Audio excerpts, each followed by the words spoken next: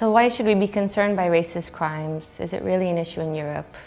Very important question.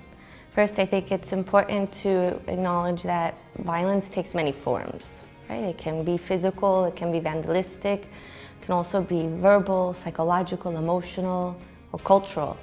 But then you have the classification of crimes specifically, right? And a lot of those cases of violence are not acknowledged as crimes as such.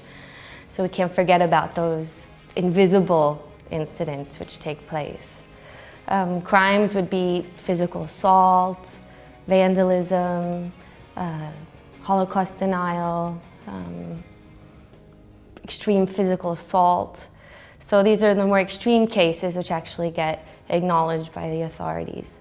There's a real problem in Europe, which is that a lot of the states are not collecting data or reporting data, or what they're reporting is not reliable or it's not comparable. So it's almost impossible to get an accurate picture in the EU of how much racist crime is taking place.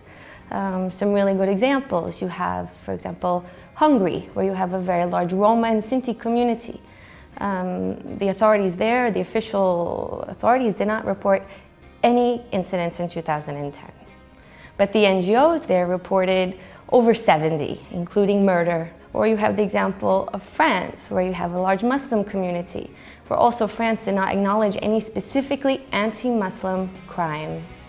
Their NGOs, particularly the Collective Against Islamophobia, reported more than 150 cases in 2010. I mean, the role of NGOs actually to monitor the data is extremely important, because that gives the picture to the authorities of what are their needs, what kinds of hatred are they facing. And it also indicates what kind of services are needed by their communities. And by having that kind of evidence, it can motivate the authorities to wake up and actually start collecting the data themselves and to implement good prevention and intervention measures.